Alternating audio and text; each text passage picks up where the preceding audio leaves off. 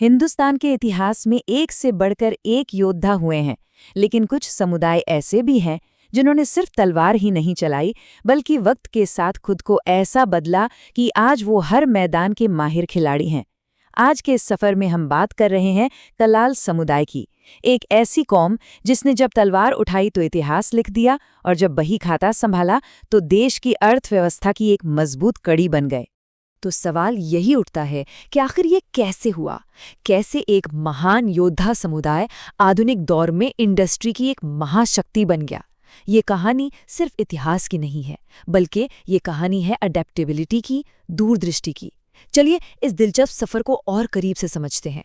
जरा इस स्लाइड को देखिए। एक तरफ है तलवार, जो पहचान है अहलुवालिया मिस्र की, जिन्होंने दिल्ली का लाल किला फतह किया था, और दूसरी तरफ है बही खाता, जो पहचान है जायसवाल व्यापारियों की, जो आज मॉडर्न इंडिया की अर्थव्यवस्था की नींव है। दोनों में जमीन आसमान का फर्क लगता है ना, लेकिन ये एक ही समुदाय के दो चेहरे हैं। इस कहानी को ठीक से समझने के लिए हमें इसकी जड़ों तक जाना होगा। तो चलिए सबसे पहले देखते हैं कि इस समुदाय की योद्धा विरासत शुरू कहाँ से हुई। देखिए, कलाल शब्द के दो बड़े गहरे मतलब हैं। इतिहासकार मानते हैं कि इनकी जड़ें महान क्षत्रिय वंश से जुड़ी हैं। इन्हें पौराणिक राजा सहस्रार्जुन का वंशज भी माना जाता है, जो अपनी शक्ति और कला के लिए मशहूर थे। वहीं इसका दूसरा मतलब जुड़ा है कला से, यानी किसी भी चीज को और बेहतर बनाने की, उसे परफेक्ट करने की आर्ट, और ये खूबी इनके हर काम में दिखती है। और हाँ, ये समुदाय सिर्फ एक नाम तक ही सीमित नहीं है, बल्कि राजस्थान से लेकर पंजाब और उत्तर प्रदेश तक फैला हुआ है। इन्हें जायसवाल, एलुवालिया, चौधरी और टक जैसे कई उपनामों से जाना जाता है, जो इनके बड़े और फैले हुए प्रभाव को दिखाता है। अब बात करते हैं उस सुनहरे दौर की, जब इस समुदाय की योद्धा शक्ति अपने शिखर पर थी। ये वो दौर था जब पंजाब में अहलुवालिया मिस्र का दबदबा था।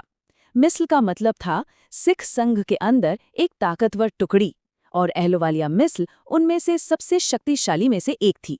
और इस दौर के महानायक थे बाबा जस्सा सिंह अहलुवालिया। उनकी बहादुरी और लीडरशिप इतनी जबरदस्त थी कि उन्हें सुल्तान उल कौम की उपाधि दी गई थी। सोचकर देखिए, राष्ट्र का राजा, ये टाइटल ही उनके कद और सम्मान को बताने के लिए काफी है। बाबा जस्सा सिंह का सफर सच में कमाल का था। 1748 में उन्होंने अहलुवालिया मिस्र की नींव रखी और फिर अहमद शाह अब्दाली जैसे हमलावरों से पंजाब की रक्षा की। और फिर आया 1783 का वो ऐतिहासिक साल, जब उन्होंने दिल्ली के लाल किले पर निशान साहिब फहराकर इतिहास रच दिया। उनकी ये विरासत आज भी प्रेरणा देती है। लेकिन हर कहानी में एक मोड़ आता है। समय बदला और इसी के साथ इस समुदाय ने एक बहुत बड़ा और स्ट्रेटेजिक फैसला लिया। उन्होंने तलवार छोड़कर व्यापार की दुनिया में कदम रखा, और ये एक ऐसा मोड़ था जिसने उनकी पूरी पहचान बदल दी। अब ये बदलाव ये कोई रातों रात नहीं हुआ, ये एक सोची समझी रणनीति थी। जब मुगल साम्राज्य कमजोर हुआ तो देश में नए आर्थिक अवसर पैदा हुए। और यहाँ एक बहुत दिलचस्प बात है, इस समुदाय ने अपनी योद्धा वाली स्किल्स को व्यापार में इस्तेमाल किया, जैसे युद्ध में स्ट्रैटेजी बनाना, रिस्क को समझना, दूर तक फैले नेटवर्क को संभालना। ये सारी काबिलियतें तो व्यापार में भी काम आती हैं।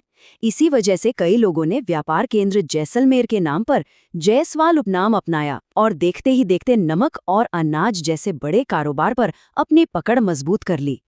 देखिए, ऐतिहासिक रूप से इस समुदाय का एक संबंध आसव यानी डिस्टिलेशन उद्योग से भी रहा है, लेकिन 20वीं सदी की शुरुआत में समुदाय के अंदर से ही समाज सुधारकों ने एक बड़ा आंदोलन चलाया।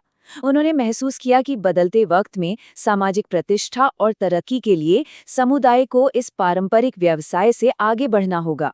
उनका मानना था कि भविष्य शिक्षा और आधुनिक उद्योगों को अपनाने में है, और इस सोच ने समुदाय को एक नई दिशा दे दी। तो इस बड़े बदलाव का, इस पिवट का नतीजा क्या निकला? नतीजा ये हुआ कि ये समुदाय आधुनिक भारत के निर्माताओं में से एक बन गया। चलिए देखते हैं कैसे। 20वीं सदी में इस समुदाय ने अपना सबसे बड़ा हथियार बनाया शिक्षा को, एजुकेशन। कलाल महासभा जैसे संगठनों ने शिक्षा के प्रचार प्रसार पर बहुत जोर दिया। उन्होंने ये बात समझ ली थी कि भविष्य की लड़ाई ज्ञान के मैदान में ही लड़ी जाएगी। और शिक्षा में किया गया ये निवेश पूरी तरह रंग लाया। आज आप देखें तो ये समुदाय हर क्षेत्र में आगे है। राजनीति में इनका बड़ा प्रभाव है, सिविल सेवाओं में आईएएस और आईपीएस जैसे पदों पर इनकी मजबूत मौजूदगी है, व्यापार में बड़े बड़े ब्रांड इनके नेतृत्व में है, और कला सिनेमा की दुनिया में भी इन्होंने अपनी एक अलग पहचान बनाई है। और इसका प्रभाव हमें हर जगह बड़े नामों में दिखता है। राजनीति में शिवराज सिंह चौहान और वसुंधरा राजे जैसे बड़े नाम इसी समुदाय से आते हैं। व्यापार में देश के कई बड़े इंफ्रास्ट्रक्चर और रिटेल ब्रांडों का नेतृत्व इसी समुदाय के हाथ में है, और कला जगत में भी इनकी मौजूदगी दमदार है। ये लिस्ट दिखाती है कि इनका योगदान कितना बड़ा और प्रभावशाली है। तो इस पूरी कहानी का, इस पूरे सफर का सबसे महत्वपूर्ण सबक क्या है? सबक ये है कि समय के साथ बदलने और खुद को ढालने की क्षमता यानी एडेप्टेबिलिटी ही एक स्थायी विरासत की असली कुंजी है। कलाल समुदाय ने ये साबित कर दिया कि असली ताकत परिस्थितियों के हिसाब से खुद को बदलने में है। और आखिर में ये पूरा विश्लेषण हमें एक बड़े सवाल पर लाकर छोड़ जाता है।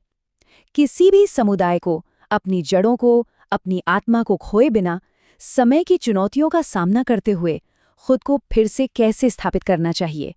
ये एक ऐसा सवाल है जो सिर्फ एक समुदाय के लिए नहीं, बल्कि हम सभी के लिए बहुत मायने रखता है।